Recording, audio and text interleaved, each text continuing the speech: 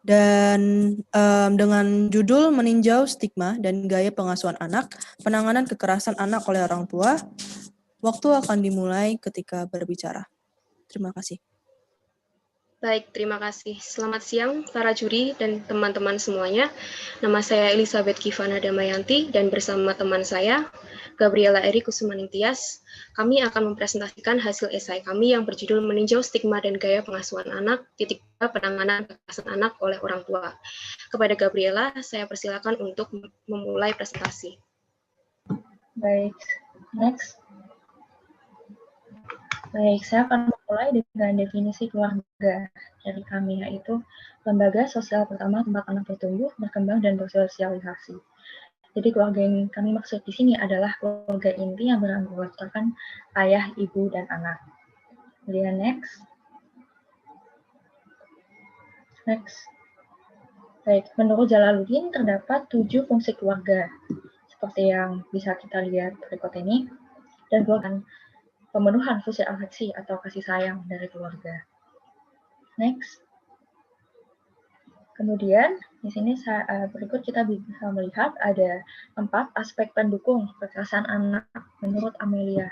Jadi 4 aspek ini yaitu aspek sosial, aspek hukum, aspek budaya, dan aspek psikologi. Keempat-empatnya sangatlah berkaitan secara erat. Next. Mariam juga berpendapat bahwa rendahnya tingkat pendidikan formal orang tua juga menjadi salah satu pemicu jadinya kekerasan anak. Jadi mungkin ada beberapa orang tua yang kurang memiliki wawasan mengenai pengasuhan anak karena rendahnya tingkat pendidikan formal dan merasa sulit mengerti kemauan anak. Beberapa orang tua mungkin akan memaksakan kehendaknya dan berujung pada anak yang merasa tertekan. Kemudian saat anak tidak dapat memenuhi ekspektasi orang tua akan mulai menganggap anak sebagai beban, dan saat ini terjadi dapat muncul ketidakharmonisan dalam keluarga dan tindak kekerasan anak mungkin mulai terjadi. Next.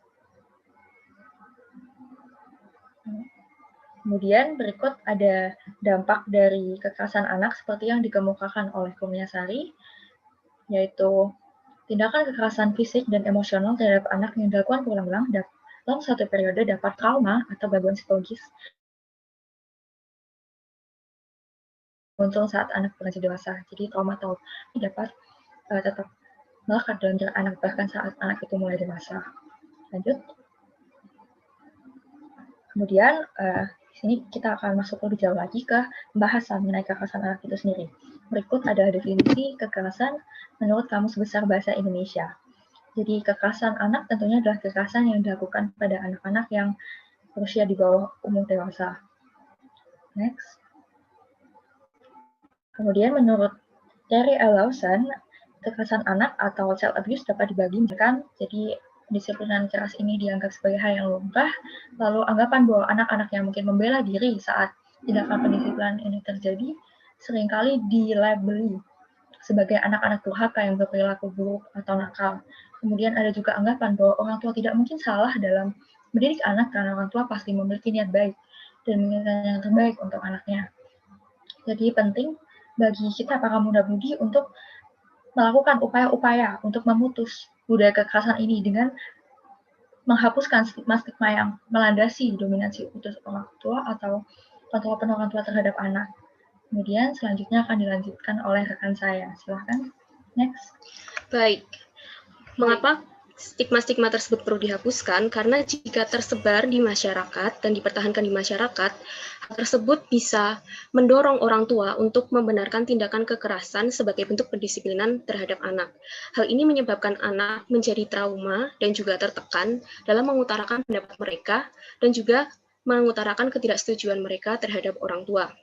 Maka dari itu, kita sebagai generasi muda dan juga akan menjadi calon orang tua nantinya, perlu menghapuskan stigma-stigma seperti orang tua yang memiliki kontrol penuh terhadap anak, dan menjadikan jadi orang tua yang mau dan mampu mengerti kebutuhan anak. Next. Nah, di sini kami memiliki 2 kampanye, yaitu pencegahan kekerasan dan juga penanggulangan kekerasan terhadap anak. Pencegahan kekerasan dibagi menjadi 3 bagian. Yang pertama adalah kematangan mental. Kematangan mental di sini adalah regulasi emosi yang baik, penuangan emosi positif dan juga emosi negatif yang seimbang, menjadikan kita semua, generasi muda dan juga para calon orang tua nantinya, untuk tidak meluapkan emosi, seluruh emosi kepada anak, dan akhirnya nanti terhindarkan dari kekerasan terhadap anak. Yang kedua adalah kematangan finansial. Dari penelitian Puspitasari menyebutkan bahwa 330 responden di 4 kabupaten Yogyakarta mengaku bahwa kondisi finansial yang buruk memberikan stres berkepanjangan bagi orang tua dan berujung pada kekerasan. Oleh sebab itu, sangatlah penting bagi kita semua sebelum memiliki anak untuk memiliki kematangan finansial, seperti contohnya memiliki pendapatan yang stabil sebelum memiliki anak. Yang ketiga adalah kemampuan berkomunikasi atau komunikasi demokratis. Di sini bentuknya adalah saling menghormati pendapat orang lain dan juga menerima bahwa pendapat orang lain bisa saja berbeda dengan kita. Dan hal ini pun sangat perlu disiapkan sebelum memiliki anak, karena nantinya saat kita memiliki anak,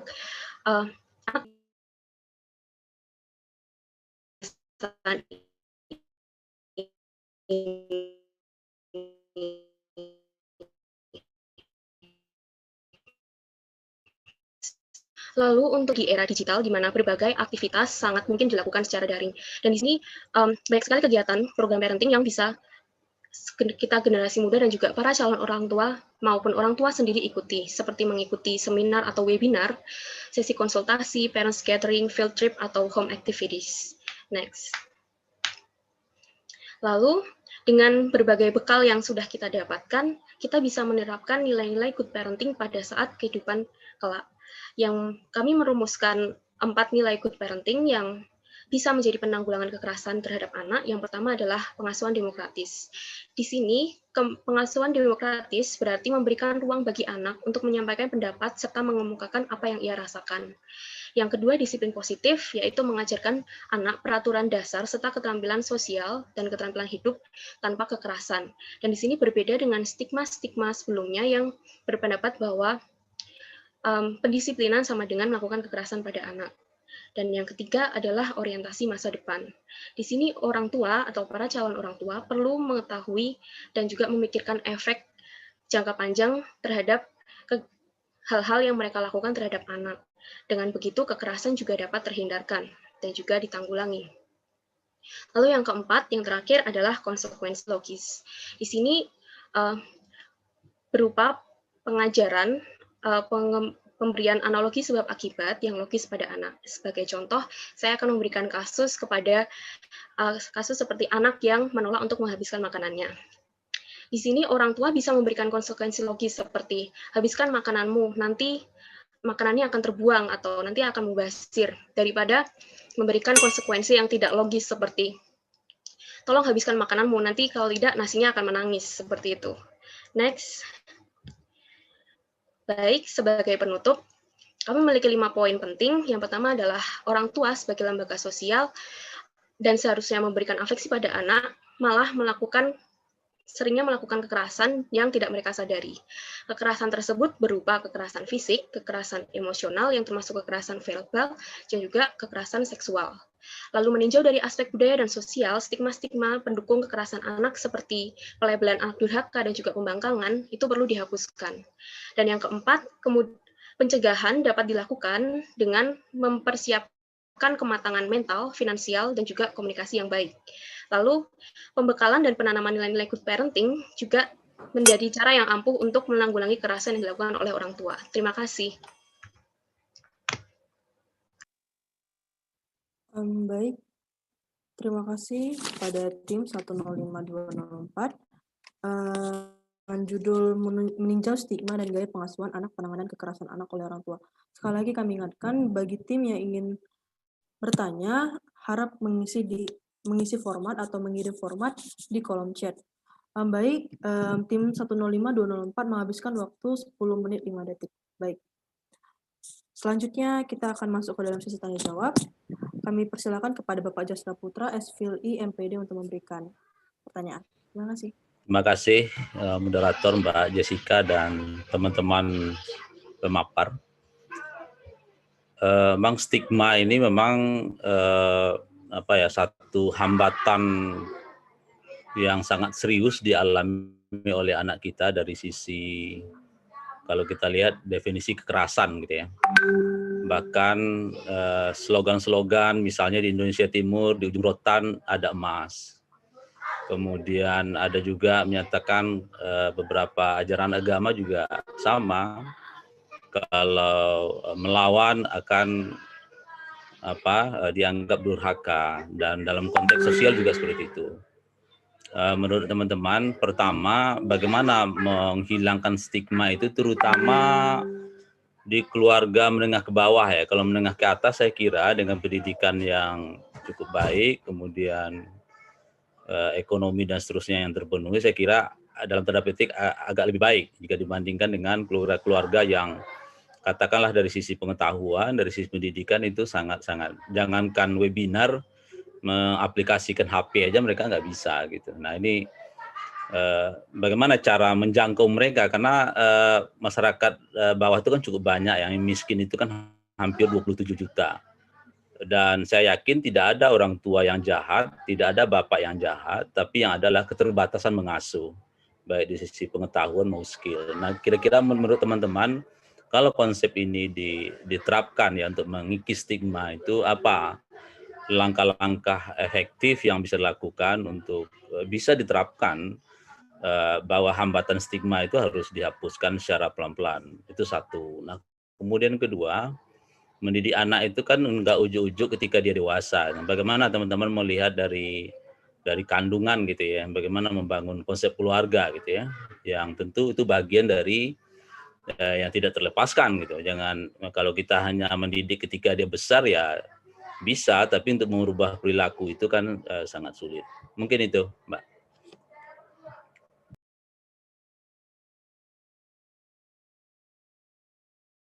Baik, dari tim 105-204 bisa langsung menjawab. Baik, terima kasih untuk pertanyaannya Bapak Jasra Putra. Saya akan menjawab pertanyaan yang pertama. Baik, untuk kepada keluarga menengah yang ke bawah, mungkin kita dapat merengkuh atau mendatangi mereka mungkin dan mengadakan semacam penyuluhan.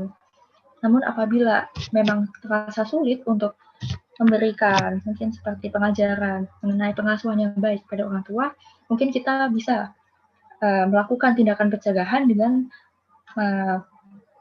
merengkuh anak-anak dari mereka. Seperti misalnya kita dapat mengajarkan kepada anak-anak yang nantinya juga akan menjadi calon orang tua bahwa tindakan-tindakan kekerasan yang seharusnya dianggap lumrah itu sebenarnya seharusnya tidak boleh dilakukan. Jadi kita dapat memberi mungkin bantuan, semacam bantuan konseling atau psikologis pada anak-anak, sehingga mereka dapat belajar untuk mengatasi trauma yang mereka miliki, belajar bagaimana caranya memiliki regulasi emosi yang baik, sehingga saat mereka menjadi orang tua nanti, mereka akan tahu apa yang harus dilakukan. Jadi kita dapat meraih anak-anak yang menjadi korban kekerasan ataupun tidak menjadi korban kekerasan dari keluarga menengah ke bawah terlebih dahulu. Sedangkan untuk orang tua tentu saja kita akan tetap mungkin memberitahu, mungkin dengan kita bekerja sama dengan lembaga yang ingin meningkatkan kesejahteraan masyarakat dengan mengajari bahwa kekerasan anak itu adalah hal yang negatif yang tentunya akan berdampak negatif dalam jangka panjang. Mungkin seperti itu dari saya. Mungkin Saudara Elizabeth ingin menambahkan? Baik, saya akan menjawab pertanyaan kedua. Di sini bagaimana caranya mengurus anak yang tidak ujuk-ujuk mengurus anak yang sudah besar gitu ya. Di sini sebelumnya kita bisa menyiapkan terlebih dahulu, memberikan penyuluhan kepada calon orang tua untuk bisa siap secara mental, finansial, dan juga berkomunikasi dengan komunikasi yang baik. Karena jika tanpa 3 pondasi tersebut, tentunya tidak akan ideal bagi orang tua untuk mengurus seorang anak. Lalu seharusnya para calon orang tua ini harusnya nanti diberikan penyuluhan terlebih dahulu, dan tentunya penyuluhan tersebut berasal dari program parenting yang sudah kami sebutkan tadi. Baik, begitu. Terima kasih.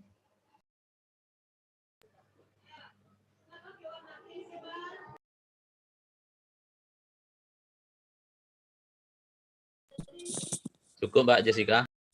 Oke, Pak. Terima kasih.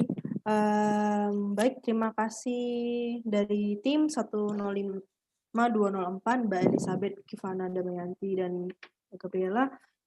Kepada tim finalis lain, tim 105-201 dan tim 105-101, jika ingin bertanya, silakan mengirimkan format. Kami masih menunggu.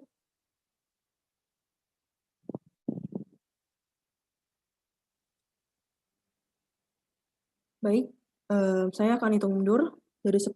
Jika tidak ada, maka untuk sesi tanya jawab tim 105-204 akan saya tutup. 10, 9,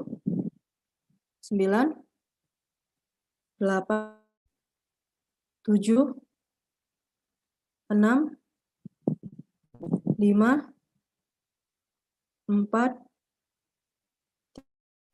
2, 1. Baik, tidak ada pertanyaan, maka untuk tim 105-204, Elizabeth Kivana dan Gabriela Eris Kusumaningtyas dari Universitas Sanata Dharma dengan judul Meninjau Stigma dan Gaya Pengasuhan Anak Penanganan Kekerasan oleh Orang Tua telah selesai. Terima kasih kepada tim 105-204. Baik, selanjutnya kita lanjut ke urutan ke-9, yaitu tim 105-101, Miftah Nurfalah dan Cindy Aureliana Noh dari UPN Veteran Yogyakarta dengan judul Perlindungan Anak Terhadap Kekerasan Seksual melalui Sistem Rapat Perencanaan Kasus Interdisipliner disesuaikan dengan Undang-Undang Nomor 35 Tahun 2014. Kepada operator, bisa langsung share screen.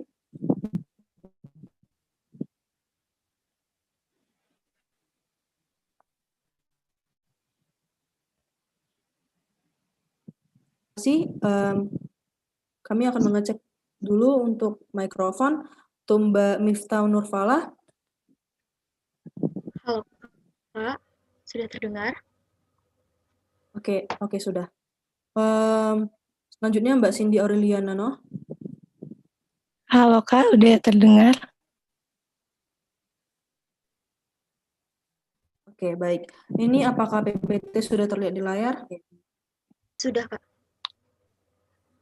Oke, baik.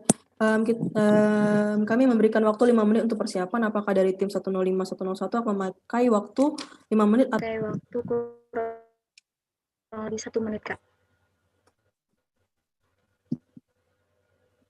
Oke, baik. Kami tunggu.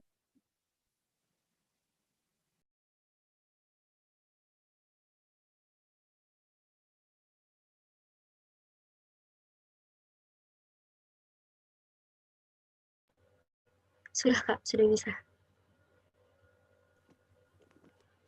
Oh, oke, baik. Oke, berhubung tim 105-101 sudah siap untuk memulai presentasi, maka dari tim 105-101 waktu akan dimulai ketika berbicara. Kami persilakan. Baik, Assalamualaikum warahmatullahi wabarakatuh. Selamat siang, Dewan Juri yang kami hormati dan seluruh panitia dan teman-teman finalis IOSTC yang kami banggakan. Terima kasih atas kesempatannya. Perkenalkan, saya Miftah Nurfalah dan rekan saya Cindy Aureliana Noh dari UPN Veteran Yogyakarta. Di sini kami mempresentasikan hasil esai kami yang berjudul Perlindungan Anak Terhadap Kekerasan Seksual melalui Sistem Rapat Perencanaan Kasus Interdisipliner disesuaikan dengan Undang-Undang Nomor 35 Tahun 2014. Sebelumnya kami dari tim Subtema Hukum 105-101. Selanjutnya kami yang menyerahkan pemaparan selanjutnya kepada rekan saya Cindy. Slide. Jadi seperti yang kita ketahui, kekerasan seksual itu terjadi di Indonesia, khususnya kepada anak. Jadi di sini menurut Undang-Undang Nomor 35 Tahun 2014, kekerasan adalah setiap perbuatan terhadap anak yang berakibat timbulnya kesengsaraan atau penderitaan secara fisik, psikis maupun seksual, yang mana termasuk ancaman untuk melakukan perbuatan atau pemaksaan yang merampas kemerdekaan yang melawan hukum. Sedangkan menurut WHO, kekerasan seksual dapat diartikan sebagai tindakan seksual, usaha melakukan tindakan seksual atau tindakan pelanggaran untuk melakukan hubungan seksual dengan paksaan kepada seseorang. Sedangkan menurut UNICEF, kekerasan seksual meliputi penggunaan atau pelibatan anak secara komersial dalam kegiatan seksual, bujukan ajak paksaan terhadap anak untuk terlibat dalam kegiatan seksual. Slide selanjutnya.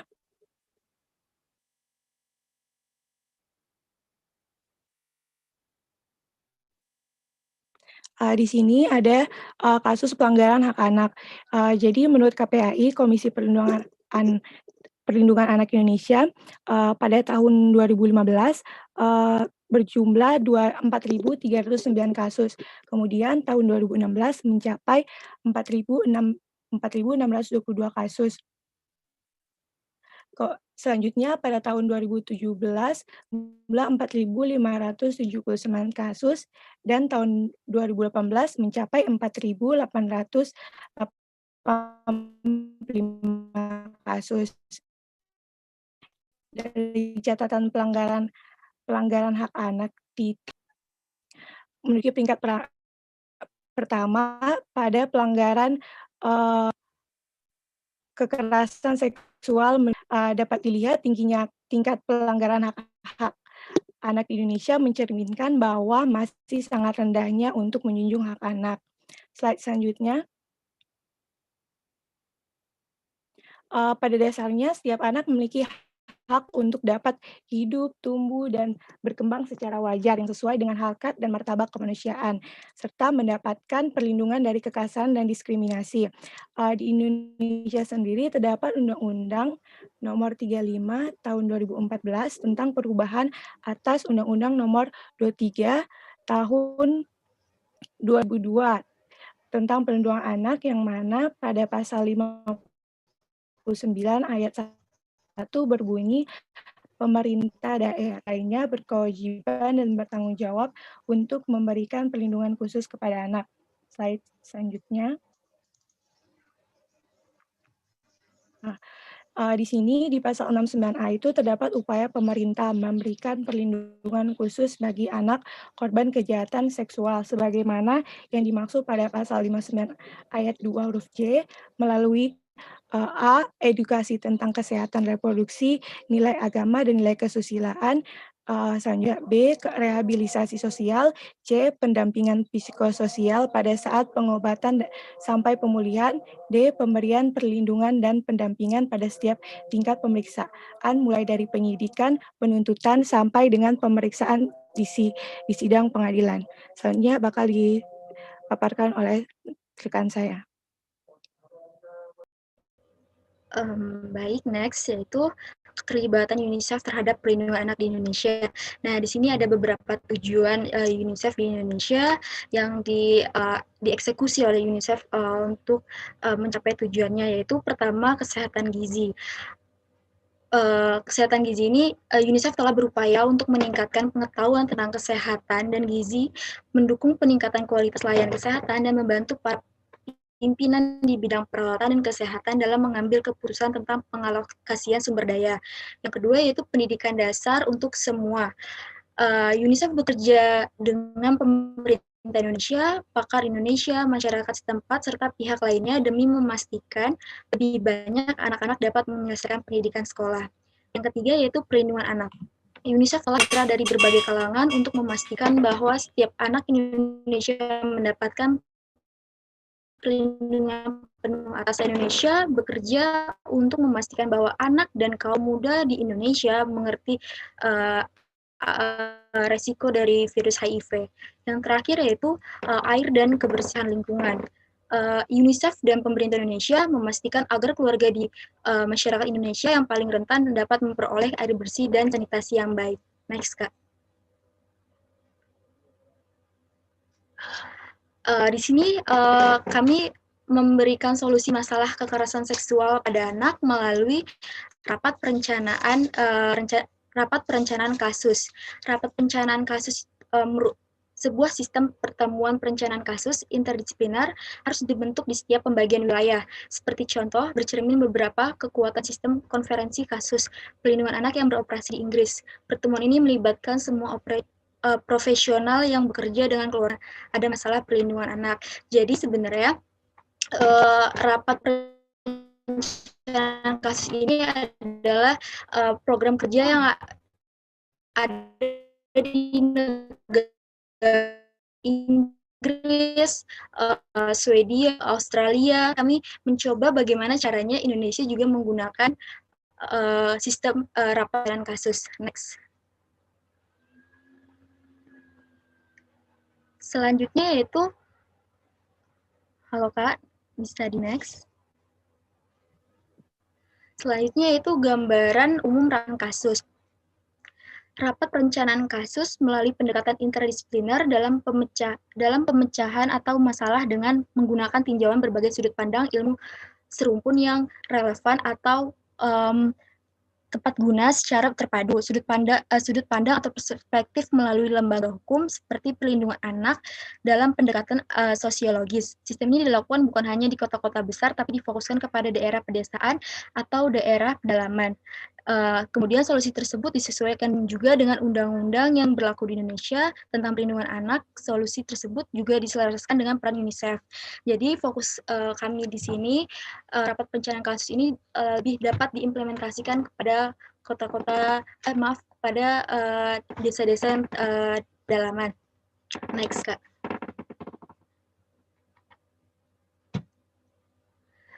Jadi di akhir bahwa solusi dengan sistem rapat perencanaan kasus interdisipliner dengan pendekatan sosiologis diharapkan mampu melindungi anak-anak dari kekerasan seksual dan mereka dapat speak up kepada para kerja sosial. Lalu undang-undang yang telah dibuat seharusnya dapat memberikan hak kepada anak-anak Indonesia untuk menjalani kehidupannya sampai dewasa nanti. Pemerintah dapat bekerja sama dengan UNICEF untuk melindungi anak-anak dari tindakan kekerasan seksual. Dan kami mengharapkan rancangan solusi yang diberikan diharapkan dapat sesuai dengan undang-undang yang berlaku dan dapat diimplementasikan dalam kehidupan. Sekian pemaparan dari presentasi kami. Kembalikan ke moderator. Baik, terima kasih tim 105, 101 dari dengan anggota Miftah Nurfala dan Cindy Aureliana. Tim 105, 101 menghabiskan waktu 8 menit 45 detik. Baik, kami ingatkan kembali kepada finalis. Finalis memiliki kesempatan bertanya satu kali kepada tim lain. Dan dengan mengirimkan format nomor tim _ bertanya. Baik, selanjutnya untuk sesi tanya jawab, kami persilakan kepada Ibu Desi Nuraini, CPMA, untuk memberikan pertanyaan. Terima kasih. Ya, baik, terima kasih Mbak Jessica, dan kemudian terima kasih kepada Miftah dan Cindy. Ya, tadi presentasinya sangat menarik sekali, dan tadi saya juga melihat data 2015, 16, 17, dan 18. Boleh pertanyaan pertama, boleh itu kenapa kok grafiknya itu jumlah kasusnya itu bisa naik turun, itu faktornya apa itu faktornya? Faktor penyebab kenapa tahun 2015, kemudian 2016 naik, 2017 turun, 2018 naik lagi, itu saya pengen tahu itu kenapa. Dan kemudian yang kedua adalah tadi Cindy dan Miftah menyebutkan bahwa solusinya adalah melibatkan semua profesional. Nah, yang dimaksud dengan profesional ini boleh didetailkan lagi, itu siapa yang dimaksud dengan profesional. Dan kalau tadi bicara tentang UNICEF, yang ketiga, apakah UNICEF itu efektif, sukses atau gagal gitu? Kalau sukses Anda tunjukkan dengan kesuksesannya, datanya, dan kalau gagal, mengapa gagal? Gitu. Ya, terima kasih. Baik, Bu. Jadi yang pertama, baik saya mencoba menjawab. Yang pertama, mengapa kasus tersebut lebih naik turun. Jadi pada tahun 2017 mengalami penurunan. Dapat dilihat bahwa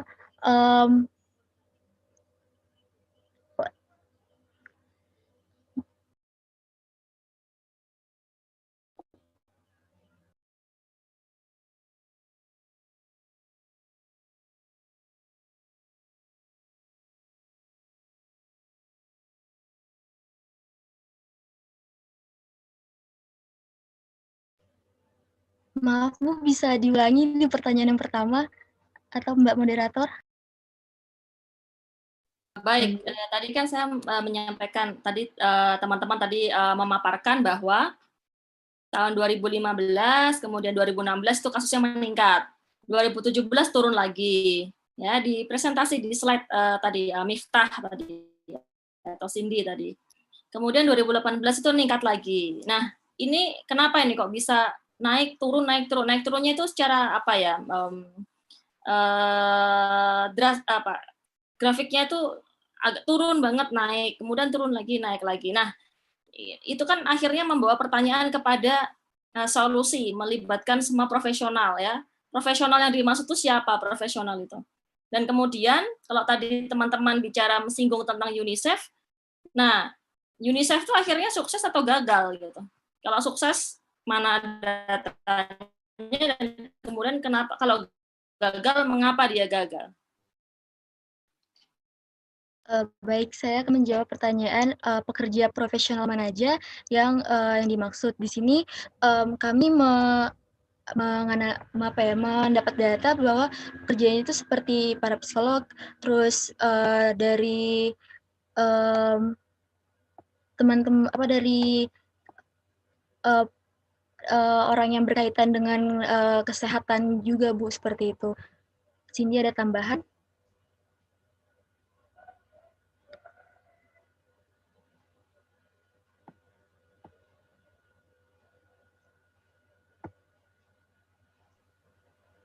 Baik, kepada Mbak Cindy, apakah ingin menambahin dari pernyataan dari Mbak Miftah terkait pertanyaan Bu Desi?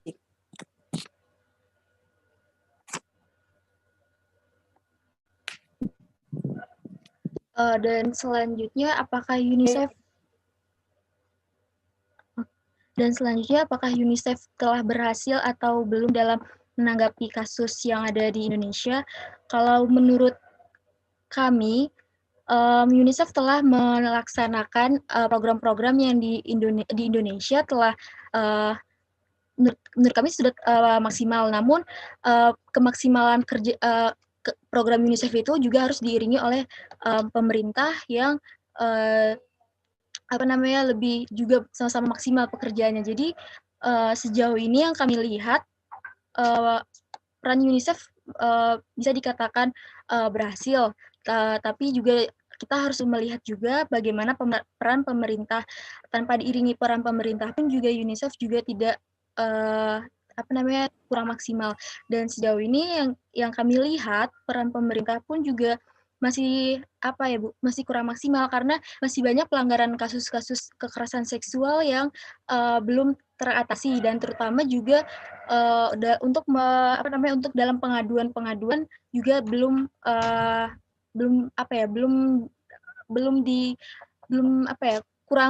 kurangnya adanya pengaduan terhadap pemerintah, dan banyak juga kasus-kasus yang pemerintah pun juga kayak kurang turun tangan seperti itu, Bu. Mungkin Cindy ada tambahan?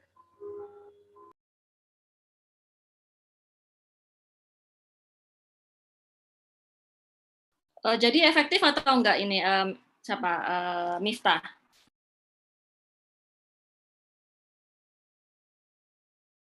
Menurut kami sejauh ini UNICEF sudah efektif, Bu.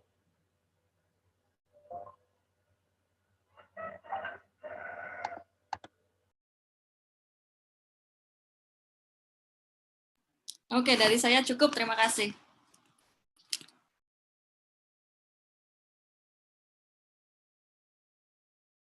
Atau saudara sini ada tambahan? Oke.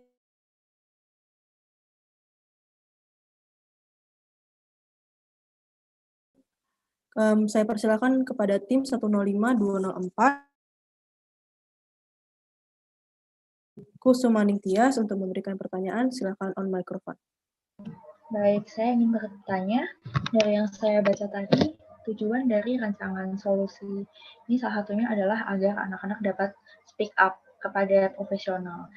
Yang ingin saya tanyakan adalah speak up yang seperti apa dan bagaimana? Seperti itu. Terima kasih. Oke, baik. Terima kasih Kak Gabriela. Di sini sistem perencanaan rapat perencanaan kasus ini rencananya diimplementasikan kepada balai-balai desa. Kemudian seperti anak-anak karang taruna atau pemuda-pemudi di desa tersebut dikumpulkan, terus diberi arahan bagaimana kekerasan seksual itu. Terus jika terjadi ada kekerasan seksual diharapkan untuk melapor kepada balai desa, dan di situ bagaimana pemuda-pemudi di lingkungan desa tersebut bisa speak up mengenai permasalahannya tersebut, terutama kekerasan seksual seperti itu.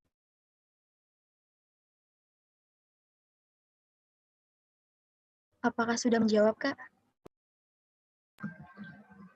Jadi kita mendapatkan laporan yang berupa mungkin seperti cerita seperti itu, atau kita juga harus ada saksi atau mungkin bukti seperti itu, atau cukup kita mendengarkan apa yang mungkin korban alami saja? Mungkin bisa dijelaskan lebih lanjut. Terima kasih.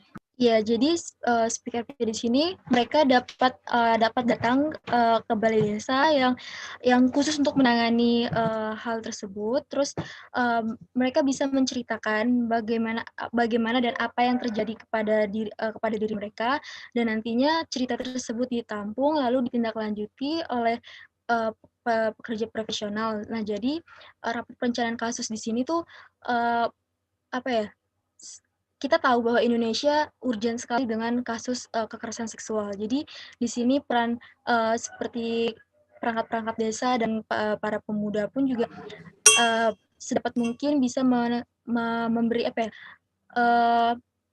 menjelaskan bagaimana cara menangani kasus-kasus tersebut. Dan yang tadi untuk speak up saya katakan bahwa mereka bisa ditampung ceritanya oleh para pekerja.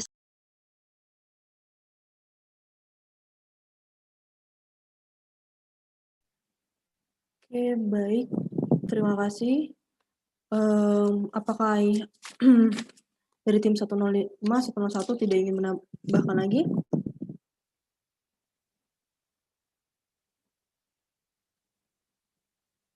Oke, saya kira tidak ada. Maka untuk sesi tanya jawab untuk tim 105, 101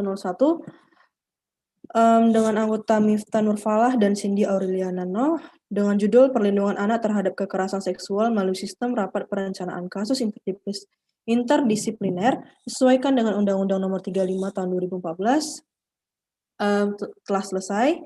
Saya ucapkan terima kasih kepada tim 105, 101. Baik, untuk presentasi gelombang ketiga sudah selesai, dan pada tim 105, 201, tim 105, 204, dan tim 105, 101, kami ucapkan terima kasih atas waktunya dan terima kasih telah memaparkan hasil esainya, maaf. Setelah ini dari tim gelombang ketiga sudah dapat lift, namun nanti harap kembali join atau kembali masuk ke dalam room di dalam penutupan dari final ISDC 2020. Untuk terkait kegiatan atau jelasnya itu sudah kami lampirkan di rundown. Setelah ini kita akan lanjut ke gelombang keempat. Untuk tim gelombang ketiga bisa melihat live streaming YouTube di link yang sudah diberikan oleh panitia. Begitu. Baik, terima kasih kepada tim gelombang ketiga sudah bisa live meeting. Terima kasih.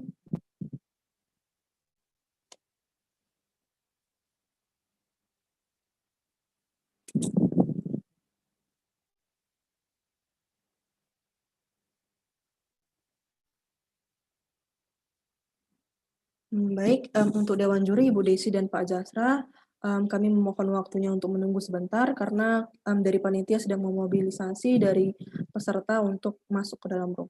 Terima kasih.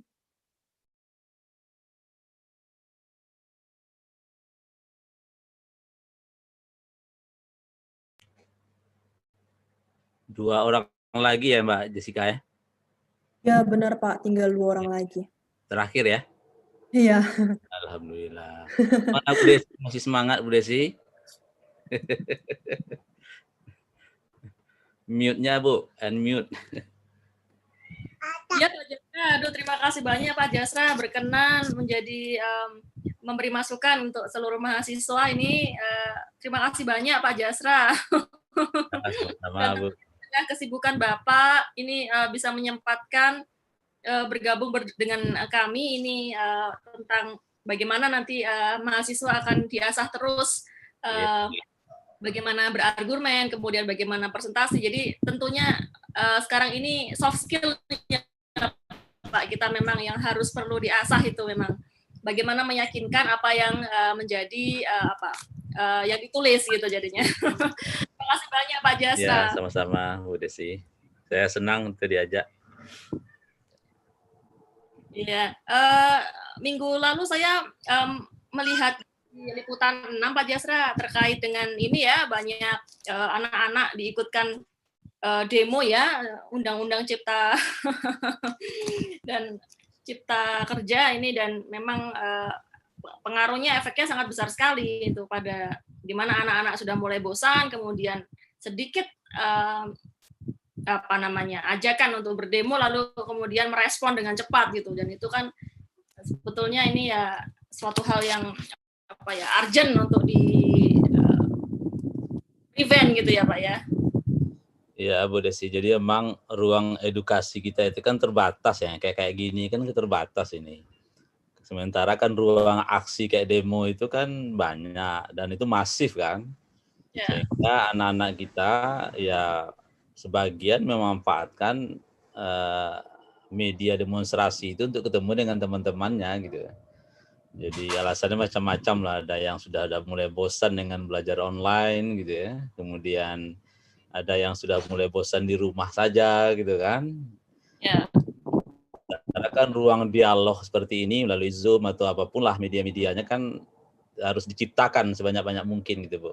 Betul. Jadi mengalihkan kepada hal yang lebih positif begitu Pak. Ya, sehingga ruang dialognya itu bukan di jalanan gitu. Karena jalanan itu kan kalau berhari-hari dengan situasi potensi kerusuhan yang bisa saja terjadi, beberapa kasus itu kan membahayakan bagi fisik maupun psikis anak gitu ya.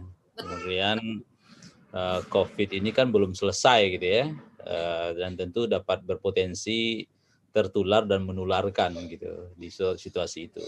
Apalagi penggunaan protokol kesehatannya sangat minim sekali gitu Bu ininya anak-anak. Ya, itu hal yang sama ketika di Jogja Bapak. Jadi memang banyak anak-anak yang terlibat dan kemudian tanpa menerapkan protokol kesehatan dengan baik, dan itu yang saya kurang tahu ini apakah dalam seminggu ke depan ya ditambah dengan libur panjang. Nah, ini apakah terkait dengan COVID-19, apakah kasusnya akan meledak begitu, karena terus terang saja ini sangat mengkhawatirkan Pak ya, terutama dari sisi anak-anak gitu. Kalau kita lihat jalan ke mall aja sedikit sebentar, orang tuanya bisa pakai masker lama, bisa pakai face shield, tapi anak-anak tidak bisa Pak. Dan mereka juga di sisi lain mengalami kejenuhan yang luar biasa, main di ini pun juga ya jarang yang memakai masker gitu. Jadi memang padahal ini anak-anak ini kan sebenarnya mereka ini penerus jadi anak-anak kita, cucu-cucu kita ke depan gitu Pak, yang nantinya meneruskan bangsa ini begitu. Jadi memang masih banyak PR ini Pak, jadi para stakeholders ini. Ya Bu Desi, nanti kapan-kapan kita diskusi ya dengan. Dan yang kedua, kalau Bapak, bisa yang sekali. Hasil kompetisi ini kalau dibukukan itu bagus juga gitu Bu Desi.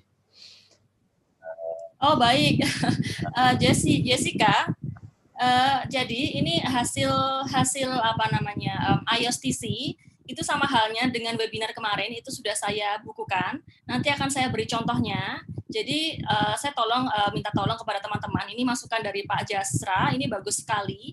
Jadi bagaimana kemudian bukan hanya presentasinya, slide-nya saja yang dimasukkan ya, tetapi uraian-uraian dari Dewan Juri, Pak Jasra maupun saya, kemudian presentasi dari peserta itu dimasukkan dalam bentuk format buku. Jadi temanya adalah tetap ini ya, perlindungan terhadap anak-anak, kemudian diklasifikasi ya berdasarkan tadi ada yang UNICEF, ada yang komite, ada yang apa Learneni. Nah, itu diklasifikasikan ya berdasarkan temanya. Dan kemudian sedikit saja diberi kata pengantar, kemudian daftar isi sedikit, nanti akan saya berikan contohnya ya, sama seperti yang webinar kemarin itu sudah jadi, tinggal siap cetak. Dan ini nanti akan kita kalau sudah jadi nanti akan kita share ke Pak Jasra begitu, Jessica. Ya, jadi mohon dirundingkan begitu ya Pak Jasra. Jadi memang betul ini sangat bermanfaat. Jadi sayang sekali kalau hanya dibuat agar bisa lebih lagi ya dibukukan gitu. Nanti akan saya bantu untuk cetaknya gitu. Terima kasih sekali Pak Jasra. Ya, Bu Desi, sama-sama. Semoga bisa sedikit memberikan sedikit manfaat di tengah pandemi ini.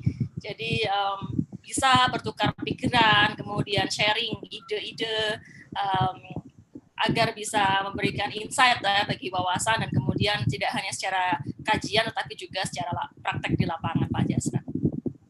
Ya, sama-sama Bu, sama-sama belajar Bu kita, termasuk teman-teman mahasiswa juga. Betul, ya, betul. Tadi dan informasi dan dengan jumlah generasi muda yang banyak ini kan mudah-mudahan bisa menjadikan Indonesia emas 2045 gitu Bu. Betul Pak, betul. Siap Pak Jasra. Jessica, update sementara terakhir bagaimana ini untuk peserta 2 lagi? Bisakah kita mulai sekarang? Bisa Bu, bisa untuk gelombang keempat sudah lengkap Bu di sini pesertanya. Ya, silakan. Ya. Oke, baik, terima kasih Bu Desi dan Pak Jasra. Oke, baik, untuk gelombang selanjutnya akan kita mulai. Sebenarnya saya ingin mengabsen terlebih dahulu untuk tim. Dari urutan ke-10 ada tim 105301 dengan anggota Vivian Andiani Mustikarini selaku ketua dan Anissa Prada Putri dengan judul Pencegahan Kekerasan Seksual Anak di Dunia Maya melalui YouTube dan Instagram, konten edukatif oleh generasi muda di Indonesia. Baik, untuk selanjutnya di urutan ke-11 dari tim 105202 dengan anggota Asari Fadilah Akbar selaku ketua dan Nurdiana Abiyoga dengan judul peran generasi milenial dalam mengatasi bullying di lingkungan sekolah melalui program To Stress. Baik, kita mulai untuk presentasi gelombang keempat. Kepada operator bisa langsung share screen.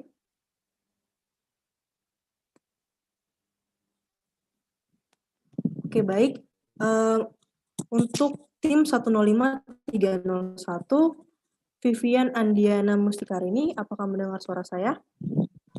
Ya, masuk Kak. Oke, terima kasih. Kemudian Anissa Prada Putri, apakah mendengar suara saya? Iya Kak, masuk. Oke, terima kasih. Ini apakah PPT sudah terlihat di layar? Sudah Kak. Oke, baik. Terima kasih. Ini kami memberikan waktu 5 menit untuk persiapan.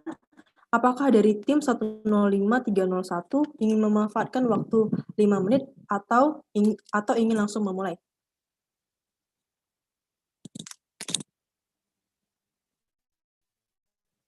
Sebelumnya mungkin dari saya ingin mengetes audio, apakah suaranya bergema atau gimana ya?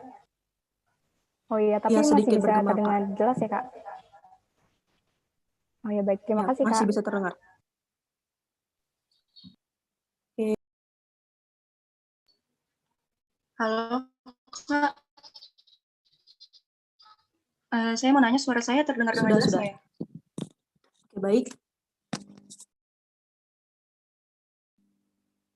Oke, kepada tim 105301, jika sudah bersedia, bisa langsung memberitahukan.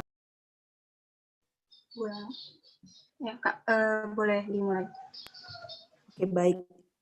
Oke, kepada tim 105301 dari UPN Veteran Yogyakarta dengan anggota Vivian Andiani Mustikarini dan Anissa Prada Putri dengan judul Pencegahan Kekerasan Seksual Anak di Dunia Maya melalui YouTube dan Instagram, konten edukatif oleh generasi muda di Indonesia.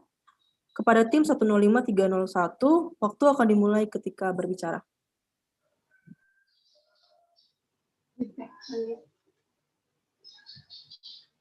Selamat siang Dewan Juri terhormat, kami dari kelompok teknologi. Di sini kami akan menjelaskan mengenai pencegahan kekerasan seksual anak di dunia maya melalui media digital dengan konten edukatif oleh generasi muda Indonesia.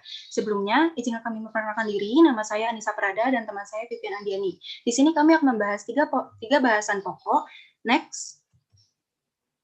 Yang pertama ada End Violence. Next.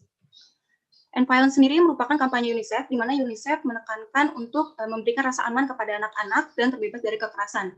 Next, kekerasan di sini bukan hanya kekerasan fisik saja, tapi bisa juga kekerasan seksual, kekerasan emosional, kemudian penelantaran anak. Nah, dalam era saat ini sangat dimungkinkan anak-anak menjadi korban kekerasan era digital. Next. Dalam data yang disajikan, dapat dilihat bahwa di sebelah kiri merupakan pengguna aktif internet di dunia dan sebelah kanan pengguna aktif internet di Indonesia. Keduanya sama-sama didominasi oleh segmentasi usia remaja. Di slide ke-7, Kak. Next. Dengan adanya penggunaan aktif internet ini menjadikan adanya perubahan perilaku interaksi anak-anak dan remaja, di mana mereka cenderung menggunakan internet sebagai tempat untuk hangout, dan dengan adanya kecenderungan ini juga menjadikan mereka berpeluang untuk menjadi korban kekerasan di media digital. Slide ke-8, kekerasan seksual anak melalui media digital Indonesia. Slide ke-9, kekerasan seksual pada anak sendiri merupakan paksaan kepada anak menjadi korban pemuas kebutuhan seksual, di mana di sini pelakunya bukan hanya stranger, tapi bisa juga orang-orang terdekat seperti keluarga dan orang tua. Slide 10, kenapa anak-anak lebih rentan mengalami kekerasan seksual? Karena anak-anak dalam proses pertumbuhan dan perkembangan, sehingga anak-anak lebih mudah terpengaruh, anak-anak juga masih minim pendidikan seksual sehingga mudah terpapar, dan anak-anak kurang bisa mengekspresikan secara verbal. Slide ke-11, dalam data yang dikeluarkan oleh CPHT Indonesia 2019, menyatakan bahwa 35% kasus kekerasan didominasi oleh kasus kekerasan seksual pada anak melalui internet. Slide ke-12, salah satunya adalah child grooming online.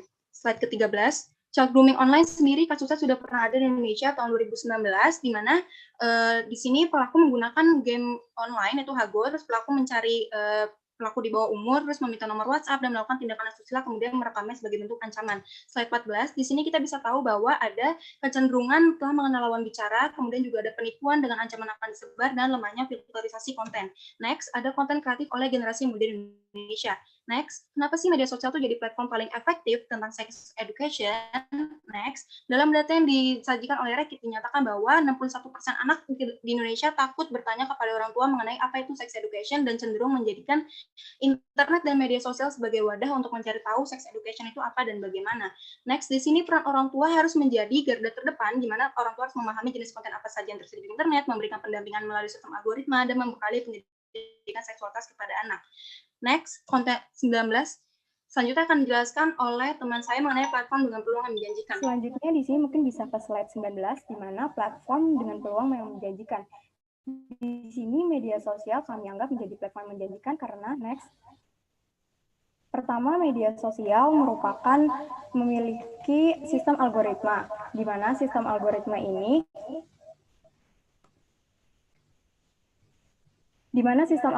dapat menjadi langkah konkret atau langkah utama untuk mengawasi orang tua terhadap anaknya. Nah, di sini orang tua dapat melakukan pengawasan, pendampingan, dan pengarahan konten-konten. Karena algoritma di sini bekerja berdasarkan foto dan video yang ditampilkan di media sosial ini cenderung seberapa seringnya kita berinteraksi terhadap konten yang kita akses. Nah, di sini orang tua dapat mengawasi dan mengarahkan konten-konten edukatif kepada anaknya. Next. Lalu di sini media sosial berperan sebagai menjadikan generasi muda sebagai konten kreator di berbagai platform. Di sini kami mengambil contoh 2 akun media sosial di mana konten yang dihasilkan itu berupa konten seksual edukatif, yaitu tabu.id dan drgenz_id di Instagram. Nah, kedua akun ini cenderung hasil kontennya itu berupa konten-konten yang jarang dibahas antara orang tua dan anak, ataupun anak takut untuk bertanya, contohnya tentang kecanduan pornografi, ataupun tentang kanker serviks, ataupun terkait tentang stop kehamilan, ataupun siklus menstruasi. Next. Lalu sebagai konten kreator di sini, kita dapat memaksimalkan atau memanfaatkan segala fitur di platform media sosial. Kita dapat mengembangkan ide-ide konten yang akan kita tekan melalui live Instagram, ataupun membuat suatu webinar di mana kita ikut menampilkan juga dalam bentuk live streaming. Nah, di sini kedua fitur ini juga dapat kita melakukan ide di mana kita mengundang narasumber atau pakar di bidangnya sehingga kita dapat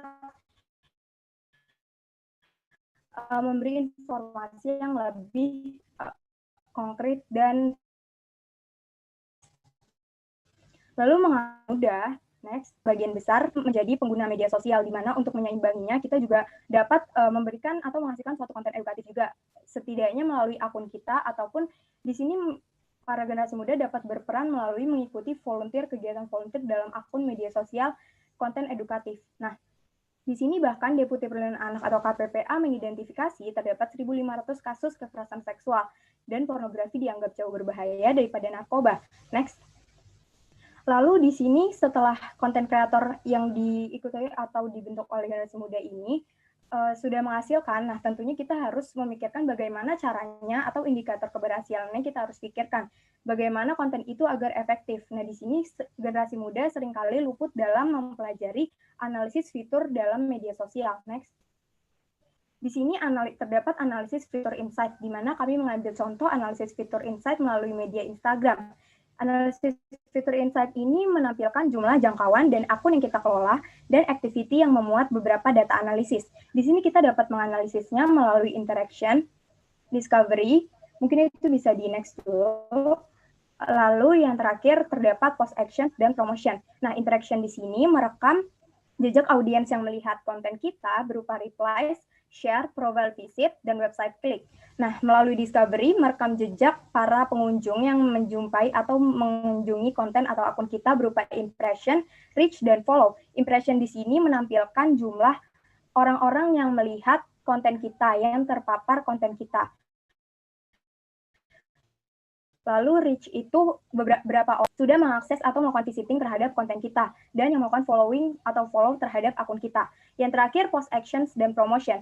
Nah, post action di sini menampilkan berapa total likes yang dilakukan oleh pengunjung atau audiens, dan total komen, content share, dan content save yang dilakukan oleh para pengunjung di media sosial kita. Nah, di sini untuk memaksimalkan engagement konten kreatif yang kita sebarkan, kita dapat memanfaatkan fitur promotion melalui Instagram Ads. Di Instagram Ads ini kita dapat menentukan segmentasi mana aja yang ingin kita sebarkan atau ingin kita targetkan. Nah, kita dapat memilih mulai dari rate umur ataupun rate gender yang ingin kita tuju. Next. Lalu konten ini dapat kita kemas dengan bahasa yang mudah dimengerti, kreatif visual konten yang menarik, penjelasan mengenai area-area privasi. Di sini seringkali hal ini dianggap tabu, namun area-area privasi di sini juga dapat menjadi edukasi baru di media sosial, di mana ketika anak-anak malu untuk bertanya, mereka dapat mendapatkan sesuai arahan orang tuanya. Nah, lalu tidak dan jangan. Di sini kita dapat memuat konten di mana kita harus menyerukan untuk mengatakan tidak dan jangan kepada seseorang yang terindikasi ingin melakukan kekerasan seksual. Next. Konten kreatif yang kita buat ini tentunya dapat membantu para orang tua untuk mengedukasi anak-anaknya. Dengan pengarahan dan filterisasi konten melalui orang tua, kita juga dapat menyeimbangkan dengan konten yang kita hasilkan. Nah, KGBO di sini dapat menjadi salah satu dasar konten yang kita hasilkan, di mana berkait dengan ujaran kebencian, baik gender ataupun seksualitas, penyebaran informasi data pribadi, dan perusakan reputasi terkait informasi palsu. Yang terakhir terdapat kesimpulan, di mana untuk mendapatkan engagement konten edukatif yang efektif, ini semuanya harus seimbang, di mana yang pertama, orang tua tetap menjadi garda terdepan, di mana orang tua melakukan filterisasi konten, melakukan pengawasan terhadap dan filtering konten bagi anak-anaknya, di mana orang tua juga mengarahkan kepada anak-anaknya untuk memilih konten mana saja. Lalu kreatif konten strategis, di mana generasi muda dapat mengembangkan ide-ide berupa podcast, webinar, live streaming, infografis, maupun konten audiovisual. Dan untuk mendapatkan engagement yang maksimal, para generasi muda dapat melakukan dan memahami adanya sosial media analisis, di mana dengan itu engagement edukasi kita akan maksimal. Terima kasih, sekian presentasi dari kelompok kami. Mohon maaf jika ada salah kata, kami kembalikan kepada moderator. Terima kasih. Baik, terima kasih. Terima kasih kepada tim 105301, Vivian Andiani Mustikarini, dan Anissa Pradaputri. Baik, untuk tim 105301 menghabiskan waktu 9 menit 30 detik. Saya ingatkan kembali kepada tim finalis lain dapat mengirimkan format nomor tim _ pertanyaan jika memiliki pertanyaan kepada tim yang presentasi. Baik, untuk sesi tanya jawab kami persilahkan kepada Bapak Jasra Putra, SFILI MPD untuk memberikan pertanyaan. Baik, terima kasih Mbak Jessica, karena udah sore ya, Mbak Jessica udah lelah kayaknya. Baik teman-teman, menarik apa yang disampaikan konten pencegahan ya kekerasan di media sosial. Ini menarik karena memang dari 83 juta, 13 jutanya itu kan anak-anak kita sudah berada di media sosial gitu. Nah, cuman menurut teman-teman, bagaimana membuat bahasa-bahasa itu yang familiar dengan anak ya, sehingga dia bagian dari pengurangan atau pencegahan dari kekerasan di media sosial. Seperti kalau di YouTuber itu kan beberapa YouTuber tertentu kan anak-anak itu kan lebih kenal dengan itu ya. Nah, kadang-kadang konten-konten yang kita bangun soal kekerasan baik oleh pemerintah maupun masyarakat itu kan konten-kontennya terlalu normatif gitu, agak kurang dipahami oleh anak-anak. Sehingga konsekuensinya apa dari teman-teman tadi, termasuk juga kasus terakhir itu kan kasus warga negara Prancis yang 300 lebih ya anak yang dipekerjakan secara seksual, itu mulai dari child grooming gitu, dengan merubah picture yang ada di tampilan IG-nya gitu ya, kemudian dengan bahasa-bahasa yang dekat dengan anak itu. Nah, menurut teman-teman bagaimana ya katalah kita mau melakukan gerakan itu ya, gerakan untuk melakukan pencegahan kekerasan di media sosial melalui YouTube dan IG gitu ya. Nah, bagaimana ini bisa masif sehingga konten ini betul-betul masuk ke ruang-ruang kita yang dimana yang 13 juta tadi, Mbak Jessica. Baik, terima kasih Pak Jasra atas pertanyaannya. Kepada tim 105-301 bisa langsung menjawab. Baik, terima kasih Pak Jasra atas pertanyaannya. Kami di sini mencoba menjawab pertanyaannya. Jadi kita bisa menggunakan cara yaitu dengan cara penggunaan infografis, di mana di sini infografis mengerti sama anak-anak yang belum menerima pendidikan seksualitas tersebut. Izin menambahkan, kita juga dapat memanfaatkan adanya influencer ataupun artis, karena di sini kita lihat juga di YouTube saat ini anak-anak cenderung lebih banyak menonton Atta Halilintar ataupun biasanya artis-artis. Nah, kita dapat melakukan kolaborasi tentunya dengan dapat kita tuh kreatif strategis konten, terutama di YouTube. Di YouTube saat ini kita dapat mengembangkan berbagai ide, mungkin dengan melakukan pendekatan bersama influencer dengan engagement-nya yang tinggi. Mungkin begitu, Pak. Terima kasih. Baik, terima kasih Mbak Jessica. Baik, terima kasih kembali Pak Jasra. Untuk selanjutnya itu kita sesi tanya jawab dengan finalis dari tim 1502, Mbak Nurdiana. Kami persilakan untuk on mikrofon dan memberikan pertanyaan. Baiklah.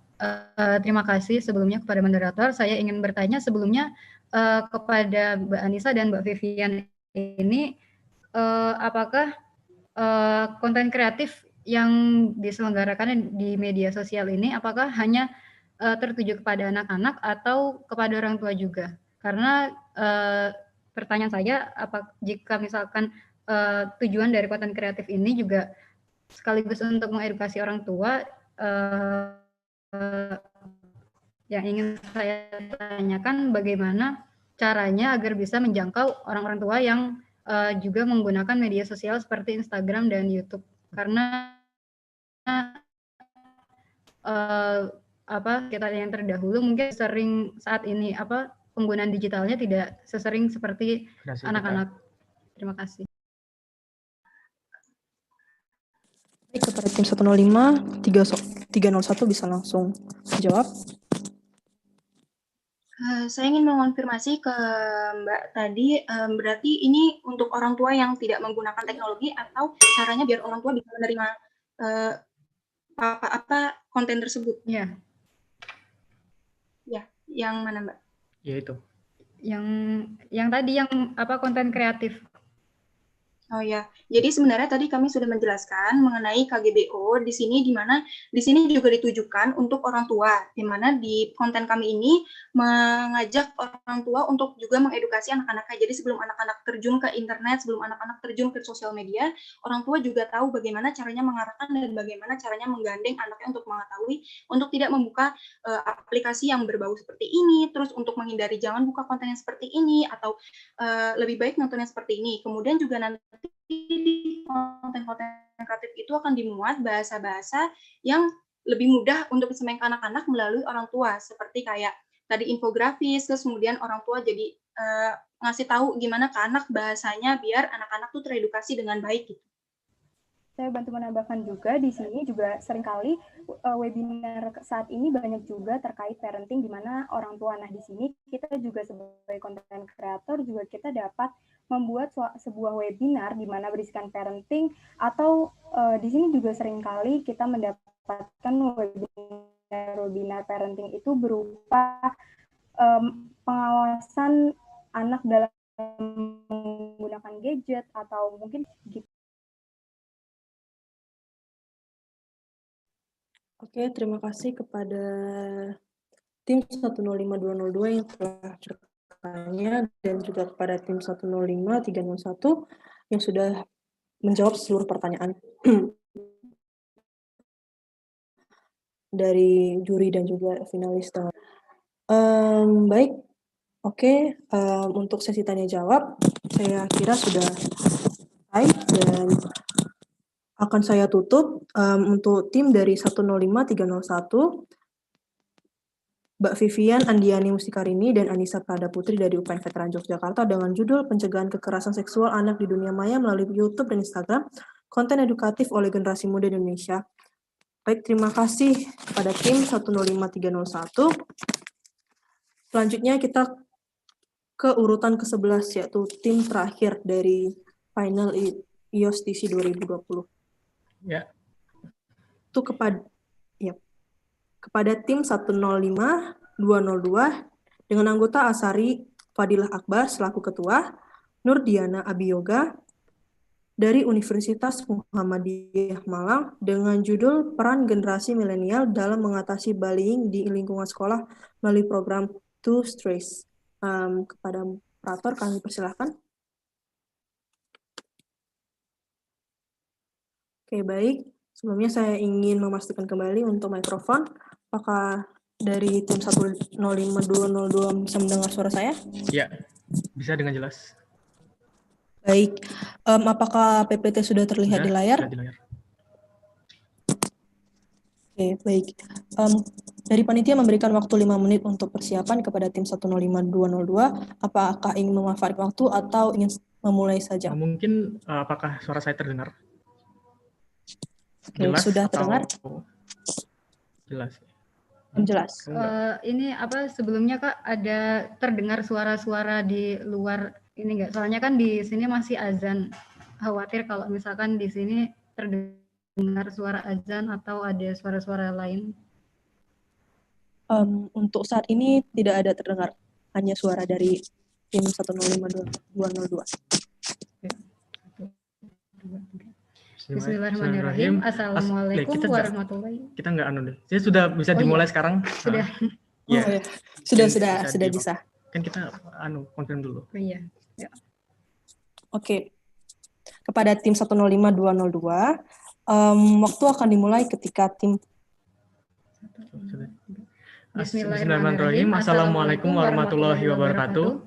Selamat siang, salam sejahtera untuk kita semua. Perkenalkan, nama saya Nur Diana Abiyoga. Dan nama saya Asari Fadilah Akbar. Pada kesempatan kali ini, kami akan mempresentasikan karya esai kami yang berjudul Peran Generasi Milenial Mengatasi Bullying di Lingkungan Sekolah melalui program Two Strays. Next. Next. Masih belum berubah ya? Nah, kita masuk dari definisi dulu. Bullying diambil dari kata bully yang berarti mengganggu ya, yang dimana dilakukan oleh individu pada individu lain, boleh bisa dilakukan anak-anak, remaja maupun dewasa. Yang memang konotatifnya negatif ya, yang memang untuk mengganggu untuk kepuasan diri sendiri. Nah, ini bullying ini ada 2 bentuk, yaitu verbal dan non-verbal. Verbal biasanya bentuknya seperti lisan ya, yang cemoohan, olok-olokan, yang memang menyakiti hati.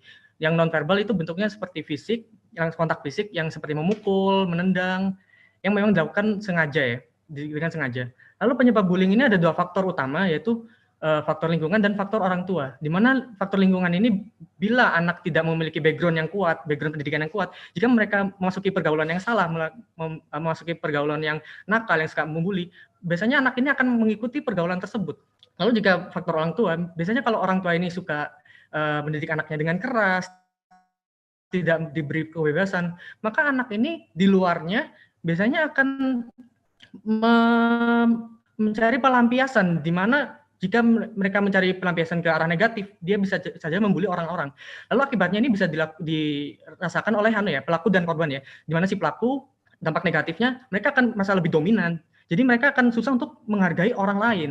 Lalu untuk si korban sudah pasti bisa dilihat, yaitu dampaknya seperti stres, psikologinya terganggu, akademiknya terganggu. Lalu biasanya juga yang paling buruk ya itu sampai bunuh diri. Next. Data-data bullying di Indonesia telah disebutkan dalam data KPAI atau Komisi Perlindungan Anak Indonesia. Sejak tahun 2011, dalam kurun waktu 9 tahun hingga 2020, tercatat bahwa ada 37.381 pengaduan kekerasan terhadap anak. Dan 2.473 diantaranya mengalami bullying di ranah pendidikan maupun di media sosial. Lalu berdasarkan dari data UNICEF sendiri, dari UNICEF Indonesia telah disebutkan bahwa di salah satu sekolah SMP di daerah Klaten telah terjadi bullying sebesar 74% dalam kurun waktu 4 hingga 5 kali dalam waktu seminggu.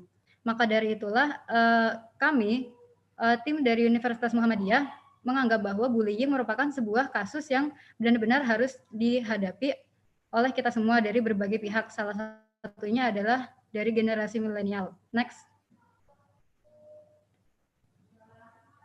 Oh ya. Kenapa harus generasi milenial?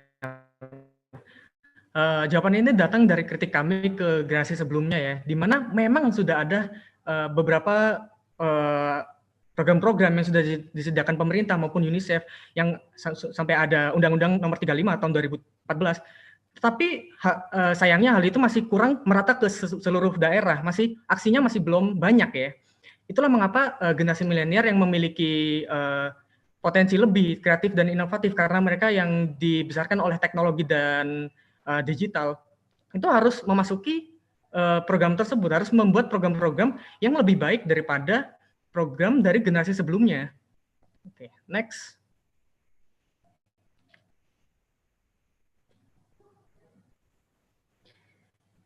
Pada kesempatan kali ini kami akan mengusulkan sebuah program sosial yang bernama To Stress. To Stress ialah social campaign, social training, counseling, and education. Program ini merupakan sebuah program pembaharuan dari program-program yang telah ada dari sebelumnya.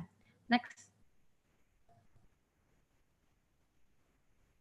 Yang pertama adalah social campaign, yaitu merupakan sebuah kampanye sosial yang dapat dilakukan oleh generasi milenial yang bertujuan untuk mengurangi kasus bullying di Indonesia. Salah satunya ialah dalam hal ini generasi milenial dapat memberikan sumbang asihnya melalui komunitas. Salah satu komunitas aksi yang telah bergerak ialah komunitas Sudah Dong. Komunitas ini merupakan komunitas anti bullying yang mengambil sikap tegas terhadap bullying yang bergerak di bawah Kawula Foundation. Selain itu, kita sebagai generasi milenial juga dapat mengkampanyekan sosial melalui hashtag and bullying sendiri. Hashtag ini juga tidak hanya di lingkungan sekolah, tapi juga melalui media sosial seperti penyebaran poster ataupun infografis. Next.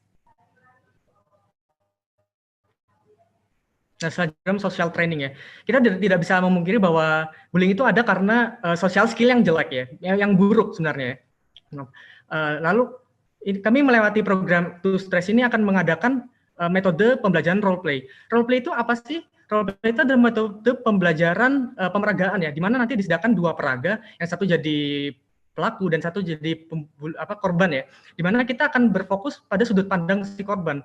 si korban ini akan dibully seperti apa, si korban ini akan merasa stresnya seperti apa, keadaan psikologinya terganggunya seperti apa, yang bertujuan untuk melihatkan kepada si pelaku bahwa memang korban ini sangat tersiksa, korban ini sangat benar-benar terganggu kejiwaannya, agar pelaku sadar bahwa bullying ini sebenarnya bukan main-main, bullying ini memang benar-benar hal yang sangat negatif. Lalu untuk si korban, kita juga akan melakukan metode role play di mana mereka akan diajarkan bagaimana berkenalan pada orang baru, bagaimana mereka berbicara dengan orang banyak, bagaimana mereka bisa mendapatkan diri mereka kepada sosial di lingkungan sekolah, agar tumbuh self confident, tumbuh confident di diri mereka, agar mereka tidak dibully lagi di seterusnya. Oke, next. Selanjutnya adalah konseling. Konseling ini adalah program untuk memulihkan kesehatan mental bagi korban bullying itu sendiri. Dalam hal ini, generasi milenial dapat membentuk program bantuan dan bekerja sama dengan volunteer dari HIMSPI atau Himpunan Psikologi Indonesia untuk memberikan layanan konsultasi gratis dan membuka call center di sekolah-sekolah khusus korban terdampak bullying. Next. Nah, yang terakhir adalah edukasi. Mengapa sih kok di sekolah itu terus-terusan ada bullying? Kenapa sih bullying itu kok tidak susah dihilangkan? Usut punya usut, ternyata karena memang staf sekolah dan pengajar itu melihat bahwa bullying itu hanyalah suatu perkara yang tidak besar, suatu perkara yang bukan terlalu negatif ya. Itulah seharusnya di sistem negara Indonesia ini kan sekolah sebagai rumah kedua ya, yang otomatis guru itu sebagai orang tua kedua. Nah, disitulah edukasi kita masuk ke aspek tersebut. Dengan kita buat seminar dengan volunteer mahasiswa dan badan-badan terkemuka lainnya seperti KPAI, kita akan mengasih tahu bahwa ini loh chemistry guru dan siswa itu benar-benar harus dibutuhkan. Jika guru mengerti sifat siswa, guru mengerti bagaimana siswa itu berinteraksi pada siswa lain, bagaimana guru itu mengerti bahwasannya memang siswa ini punya kekurangan atau kelebihan apa, maka guru itu akan lebih cepat untuk turun tangan menghadapi bullying tersebut gitu, daripada orang yang dipanggil dari luar ke dalam untuk menghentikan bullying gitu. Nah, lalu kami juga akan menyuarakan bahwa memang bullying itu adalah hal yang sangat negatif ya. Hal ini bisa mempengaruhi psikologi si korban, bisa mempengaruhi akademisnya si korban, bisa mempengaruhi masa depannya si korban juga. Karena memang masa anak-anak itu adalah masa pertumbuhan ya, yang dimana memang harusnya anak-anak itu enjoy gitu di sekolah daripada kena bullying gitu. Nah, setelah edukasi ini kami akan mengadakan pemantauan berkelanjutan lah yang setelah program edukasi ini untuk mengetahui bagaimana perkembangan siswa di sana, bagaimana bullying itu udah naik, udah turun, apakah masih banyak gitu. Jika memang masih sudah turun, ya itu mengeluarkan nilai plus bagi kami. Jika memang bullying itu masih ada dan bahkan naik di sekolah yang sudah kami kasih program konseling dan call center yang sudah dibahas sebelumnya ya, yang tentang berfokus kepada si korban untuk bercerita dan berbagai macam hal untuk confident-nya diri mereka sendiri. Oke, next. Kesimpulannya adalah bullying merupakan salah satu kasus yang harus ditindaklanjuti dan dibutuhkan peran dari beberapa pihak. Salah satunya adalah peran dari generasi milenial. Generasi milenial ini merupakan sebuah aktor terpenting dalam pembangunan bangsa untuk mengurangi kasus bullying di Indonesia. Yang diharapkan program kami To Stress dapat mengurangi kasus bullying di Indonesia. Sekian presentasi dari kami. Wassalamualaikum warahmatullahi wabarakatuh. Baik, terima kasih kepada tim 105-202. Tim 105-202 menghabiskan waktu 10 menit 14 detik. Selanjutnya, kami persilahkan kepada Ibu Desi Nurai. Ini SIPMA untuk memberikan pertanyaan kepada tim 105-202. Ya, terima kasih Mbak Jessica. Baik, ini beda ya presentasinya. Menarik sekali ya, ini menurut saya, dan bagus ya, apresiasi untuk Mas Hari dan Nurdiana, betul. Bagaimana peran generasi milenial itu dalam mengatasi bullying di lingkungan sekolah melalui program To Stress. Tadi juga sudah disebutkan ya secara menurut saya ini lengkap ya, ada social campaign, kemudian ada social training, dan kemudian ada counseling dan ada education. Jadi sudah mencakup beberapa aspek, dan yang saya tanyakan adalah untuk cakupannya ini program To Stress ini sudah diterapkan di mana saja. Itu yang pertama, dan yang kedua, apakah baik satu dulu tuh aja dijawab dulu. Cakupannya ini seluas apa? Karena ini menurut saya bagus ya. Jadi karena mencakup ada 4 item tadi yang disebutkan. Nah, maksud saya ya semakin luas cakupan ini ya bisa menjangkau ke tidak hanya sekolah-sekolah tetapi juga ke pondok pesantren ya. Ada pondok pesantren itu kan isinya juga komunitas anak-anak. Kemudian ada juga yayasan dari misalkan yatim piatu ya. Itu kan juga isinya juga anak-anak, dan yang mereka itu tidak lepas pastinya dari bullying. Sebetulnya ini sepele ya bullying, tetapi efeknya adalah tidak sepele gitu loh. Dan saya suka dengan program ini, dan saya mau tanya, ini cakupannya ini seluas apa sih tuh program To Stress ini?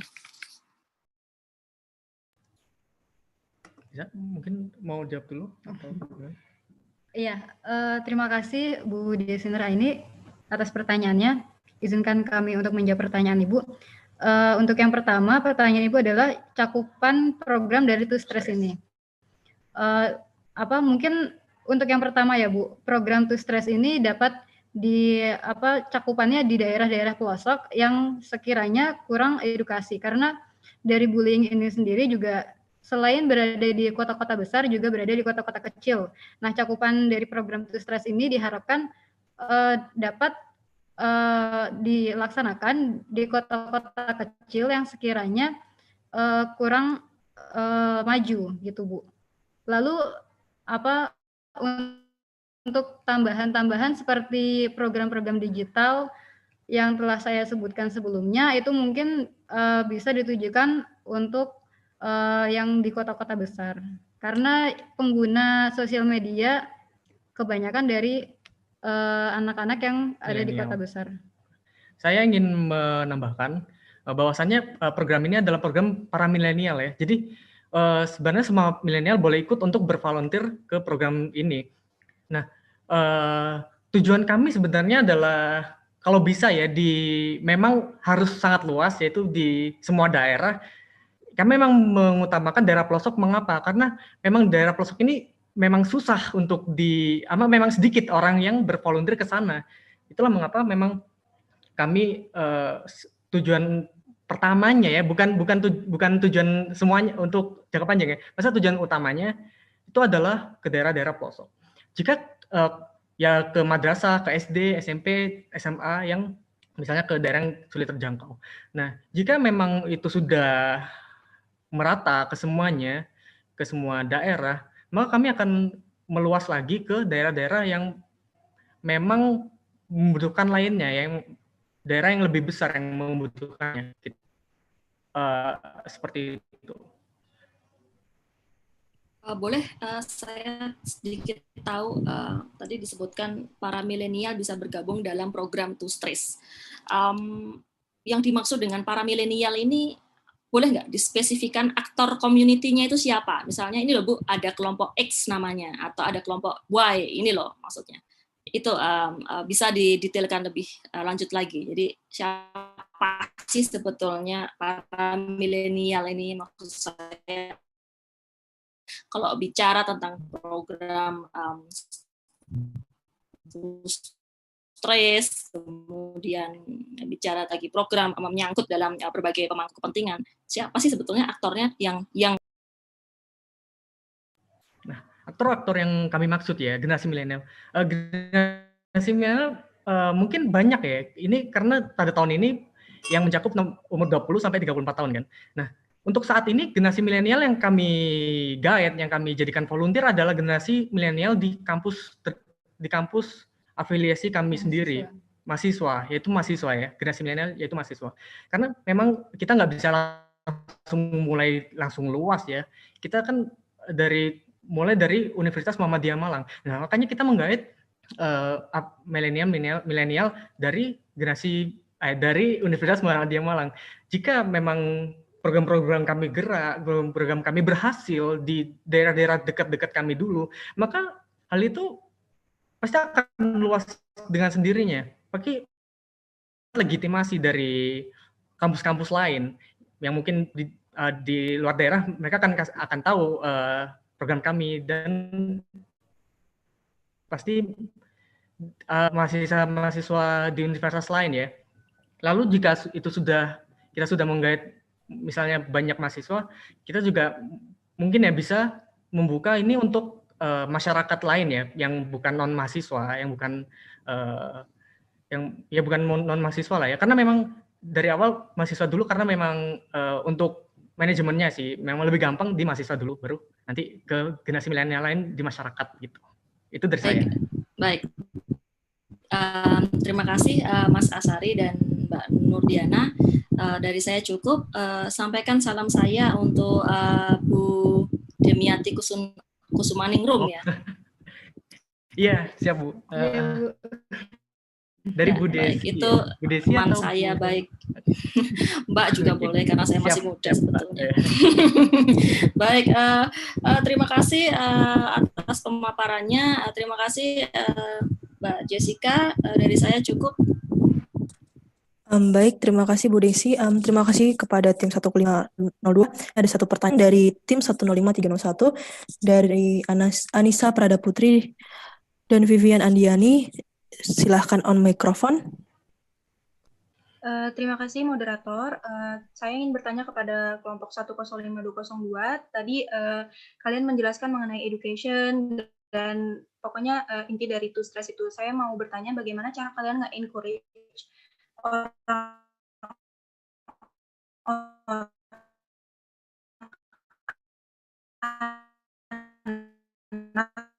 yang kenakan konsultasi dan bullying itu justru malahan lebih memilih untuk memendam dan tidak menceritakan ke siapa gitu. Bagaimana cara biar bisa memancing dia buat cerita? Terima kasih. Oh ya, pertama sudah saya jelaskan beberapa tadi di presentasi kami.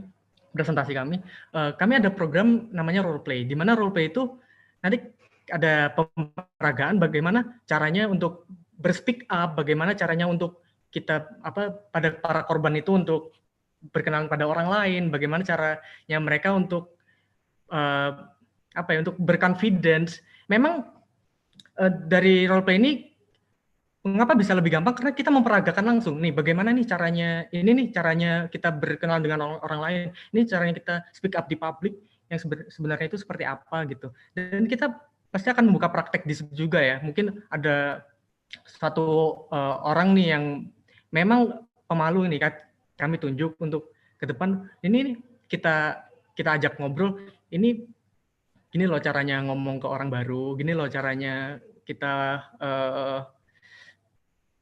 mencegah untuk speak up, untuk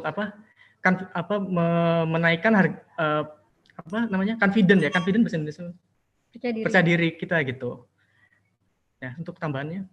Tambahan mungkin kalau dari saya sendiri, caranya agar anak itu bisa speak up dan menceritakan semua masalahnya melalui program konseling yang tadi kami sarankan, itu dapat membentuk sebuah program bantuan dan bekerja sama dengan volunteer dari HIMSPI atau Psikologi Indonesia, karena anggota-anggota dari HIMSPI sendiri merupakan yang sudah ahli di bidangnya, sehingga mereka tahu bagaimana caranya anak itu bisa speak up dan menceritakan semua masalah-masalahnya mereka.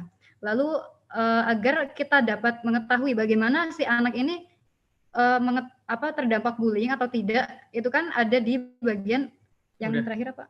Education Education. untuk program pemantauan berkelanjutan, sehingga dalam waktu pemantauan berkelanjutan ini kita akan memantau apabila sekiranya anak tersebut mengalami bullying. Apakah ada yang kurang jelas?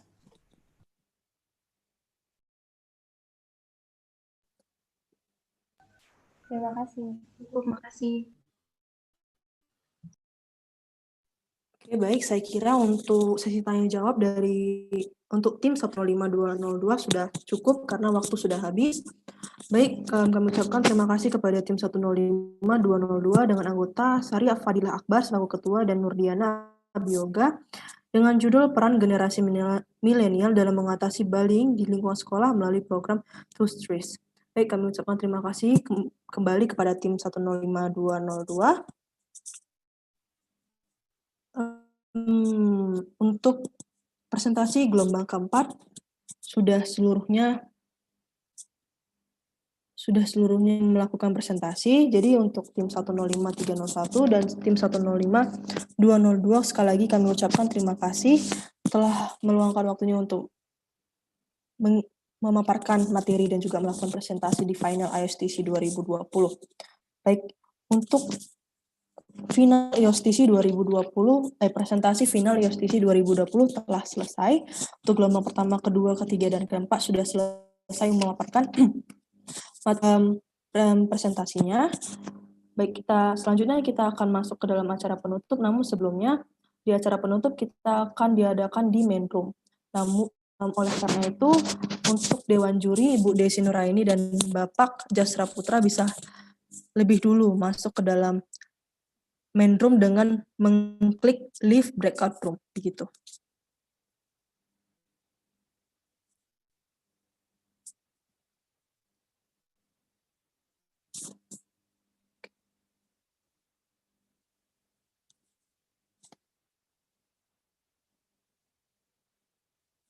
Oke, baik. Dewan Juri sudah meninggalkan room ini sepertinya.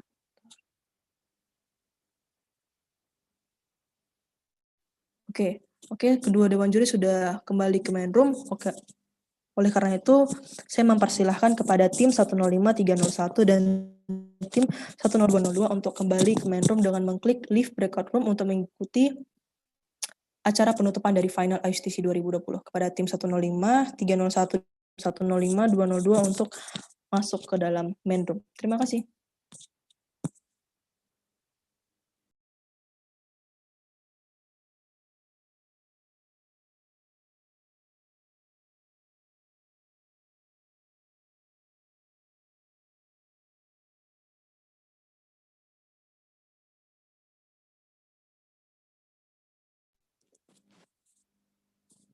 Sekali lagi kami ingatkan kepada tim 05202 bisa leave breakout room dengan mengklik leave breakout room dan masuk ke dalam main room.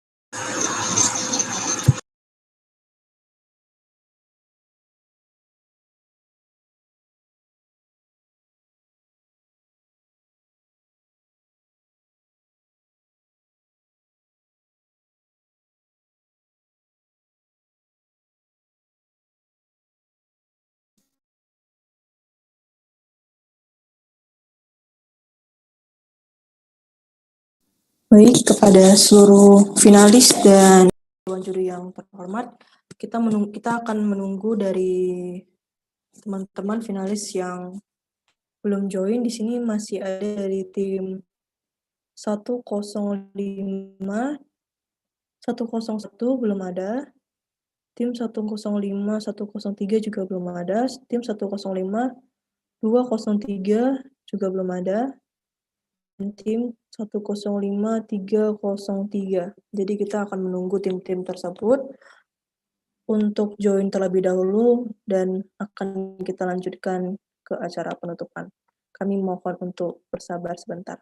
Terima kasih.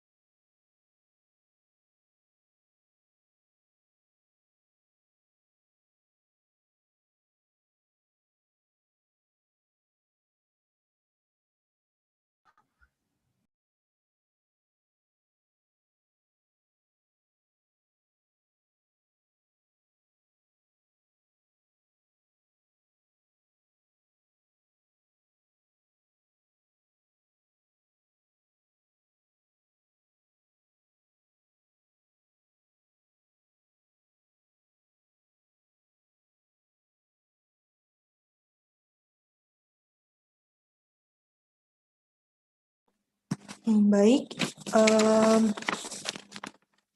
saya akan melanjutkan untuk acara selanjutnya. Sekali lagi kami ucapkan terima kasih kepada semua finalis yang sudah presentasi di final ISTC 2020. Selanjutnya yaitu kita memasuki era peninjauan presentasi finalis yang dilakukan oleh kedua dewan juri. Peninjauan presentasi ini adalah overview secara keseluruhan. Oleh karena itu, kepada Bapak Jasra Putra, S.Phil, IMPD, kami mempersilahkan. Baik, Assalamualaikum warahmatullahi wabarakatuh. Salam sejahtera untuk kita semua. Alhamdulillahirabbil alamin. Kita dari mulai jam 8 ya lebih kurang sampai detik ini kita telah melalui proses 11 tim mempresentasikan dari artikel atau gagasan yang telah disampaikan kepada panitia sebelumnya, dan tentu 11 tim ini memiliki keunggulan yang beragam dari 3 klaster ya, ada klaster hukum, kemudian klaster budaya dan teknologi, yang menurut saya kekuatan-kekuatan masing klaster itu tentu sesuai dengan konteksnya gitu ya. Kemudian yang ketiga, tentu secara umum pesan yang disampaikan melalui tulisan itu di awal memang beberapa kadangkala kan antara dunia menulis dengan dunia mempresentasikan itu ternyata berbeda kadang-kadang Bu Desi. Jadi ada orang itu keunggulannya menulis, ada keunggulannya kayak presenter itu ya mempresentasikan ini ya. Tentu budaya tulisan dan budaya lisan itu ya tentu akan menjadi penguat kita untuk terus memberikan pesan-pesan positif ya kepada keluarga dan anak-anak Indonesia. Yang keempat, tentu tadi dari sisi waktu ya, ada yang berlebih, ada yang pas. Saya kira ini adalah bagian proses pembelajaran oleh teman-teman mahasiswa yang dalam Zoom ini adalah pilihan-pilihan orang unggul ya, yang 11 tim ini. Ya tentu saya berharap tadi Bu Desi saya sampaikan kalau bisa tulisan ini juga dibukukan, kemudian termasuk saran-saran ya dari kami, dari juri ya terkait perbaikan dan termasuk penajam substansi. Ya, gitu. terima kasih Pak Jasra. Saya kira itu Mbak Jessica beberapa terkait presentasi teman-teman yang saya amati dari pagi sampai sore ini. Terima kasih. Assalamualaikum warahmatullahi wabarakatuh. Baik, terima kasih Bapak Jasra. Selanjutnya kita akan mendengar overview dari Ibu Desi Nuraini, SIPMA. Kepada Ibu Desi, kami persilakan. Baik, Assalamualaikum. Masih semangat sampai sore ini dari pagi ya Pak Jasra, terutama kami ucapkan terima kasih sebanyak yang setinggi-tingginya, baik dan juga seluruh peserta yang tetap semangat. Ini dari 11 tim ini yang tidak mudah menurut saya untuk mengalahkan dari tim-tim yang lain ya. 11 tim ini berasal dari seluruh universitas di Indonesia. Tadi sudah disampaikan Pak Jasra ya, antara presentasi dengan apa yang disampaikan di dalam tulisan itu sangat berbeda, namun bagaimana dalam tulisan ini kemudian dipresentasikan dengan meyakinkan kami Dewan Juri dengan baik. Overall tadi semuanya bagus, punya keunikan sendiri-sendiri menurut saya, dan punya cara style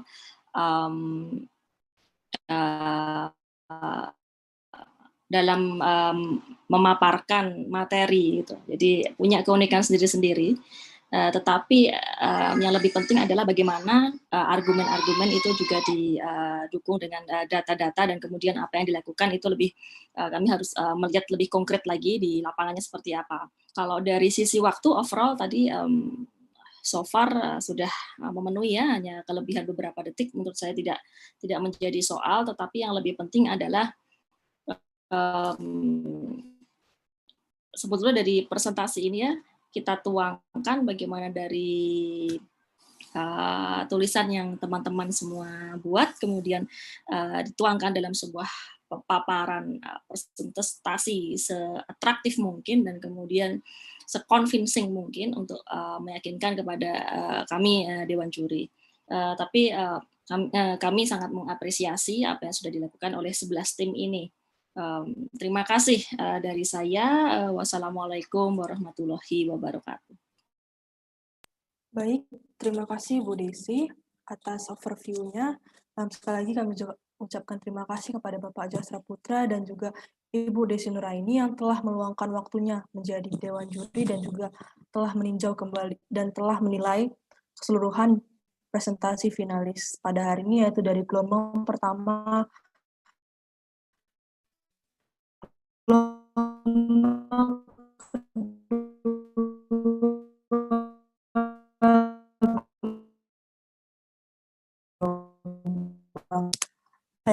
presentasi final IOS saya serahkan Zahra Hajimah. Saya persilahkan. Terima kasih Saudari Jessica Nikita Rahel dari Bimbing, moderator kita pada hari ini. Baik, hadirin sekalian, sampailah kita pada penghujung acara.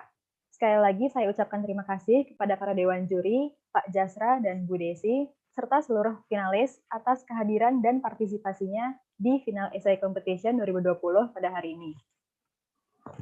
Saya berharap semoga acara kita pada hari ini dapat memberikan pencerahan sekaligus wawasan baru untuk kita semua dan juga dapat menginspirasi kita semua agar lebih mengetahui peran kita sebagai para pemuda agar dapat mengatasi kekerasan pada anak-anak. Untuk hasil final essay competition akan diumumkan besok, hari Rabu tanggal 4 November di acara kita, yaitu IOS Talk. Untuk peserta tidak diwajibkan untuk mengikuti acara ini. Namun, jika memiliki waktu dan kesempatan, silakan mengikuti, karena hasil acara ini akan kami umumkan besok di IOS Talk. Sebelum acara tutup, mari kita ucapkan alhamdulillah karena acara sudah berlangsung dengan sangat baik. Alhamdulillahirrahmanirrahim. Terima kasih juga kepada seluruh panitia yang telah mengatur acara sedemikian rupa hingga acara dapat berjalan sejauh ini. Apabila ada salah kata saya selaku MC, mohon maaf yang sebesar-besarnya. Demikian Bapak dan Ibu yang terhormat. Sampai jumpa di acara Essay Competition ISTC kita berikutnya. Stay safe, stay healthy. Wassalamualaikum warahmatullahi wabarakatuh.